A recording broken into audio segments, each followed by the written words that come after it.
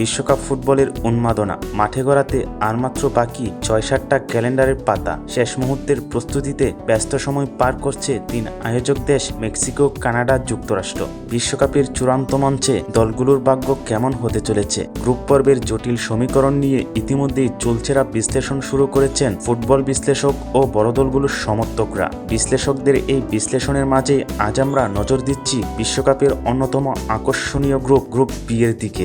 চলুন দেখে নেওয়া যাক এই গ্রুপে থাকা তিনটি নিশ্চিত দল, কানাডা, সুইজারল্যান্ড, কাতার, এবং চতুর্থ স্থানটির জন্য প্লে অফে লড়াইয়ে থাকা চার দল, Northern Ireland, Italy, Bosnia and Herzegovina, ওয়েলসের শক্তি, দুর্বলতা এবং সম্ভাবনা নিয়ে আলোচনা করব। বিশ্বকাপে কানাডা নিজেদের যোগ্যতা প্রমাণ করতে প্রস্তুত। কোচ জন হার্ডম্যানের অধীনে এই দলটি বিগত বছরগুলোতে উত্তর আমেরিকা অঞ্চলে নতুন এক ফুটবলের জন্ম দিয়েছে। তাদের প্রধান বৈশিষ্ট্য হল তরুণ প্রতিভা এবং আক্রমণাত্মক খেলার মানসিকতা। আলফোনসো ডেভিস কানাডা দলের প্রধান অস্ত্র। বায়ার্ন মিউনিখের এই খেলোয়াড় শুধুমাত্র রক্ষণ নয়, দ্রুত আক্রমণে উঠে গিয়েও গোলের সুযোগও তৈরি করতে দক্ষ।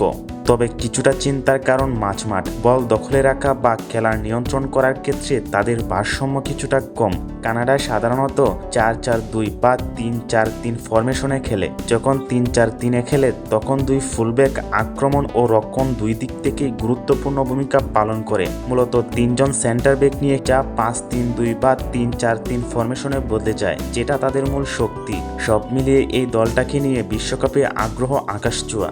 অন্যদিকে গ্রুপের আরেক দল কাতার 2019 সালে এশিয়ান কাপ শিরোপা গড়ে তোলার পর 2022 বিশ্বকাপের আয়োজক দেশ হিসাবে ফুটবল বিশ্বের কাছে পরিচিতি পেয়েছে। মরুদ দেশটি সাধারণত 3-5-2 অথবা 5-3-2 ফরমেশনে খেলে থাকেন, যা মাঝমাঠকে শক্তিশালী করে এবং উইং দিয়ে আক্রমণের সুযোগ তৈরি করে। দলটির আক্রমণ মাঝমাঠে রয়েছে সেরা কিছু ফুটবলার, যারা প্রয়োজন হলে হতে পারে অনেকটাই ভয়ঙ্কর।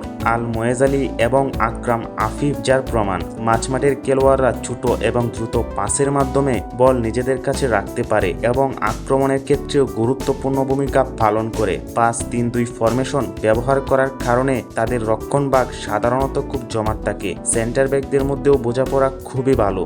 এদিকে ইউরোপিয়ান আরেক দল সুইজারল্যান্ড মূলত মাঝমাঠে নিয়ন্ত্রণের উপরই বেশি জোর দেয়। সুইজরা 4-4-3 কখনো কখনো 4-2-3-1 ফরমেশন ব্যবহার করে। তাদের মূল লক্ষ্য হলো মাঝমাঠের শক্তি ধরে রাখা, প্রতিপক্ষের আক্রমণ মাঝমাঠেই নষ্ট করে দেয়। এক কথায় বললে তাদের মিডফিল্ড খুবই শক্তিশালী। সুইজারল্যান্ডের ফুটবলাররা মাঠে নিজেদের পজিশন কঠোরভাবে ধরে রাখে এবং কোচের নির্দেশনা অক্ষরে অক্ষরে পালন করে। অ্যাটাকিং থার্ডেও সুইজারল্যান্ড বরাবরই বড় দলগুলোর হুমকির কারণ হয়ে ওঠে।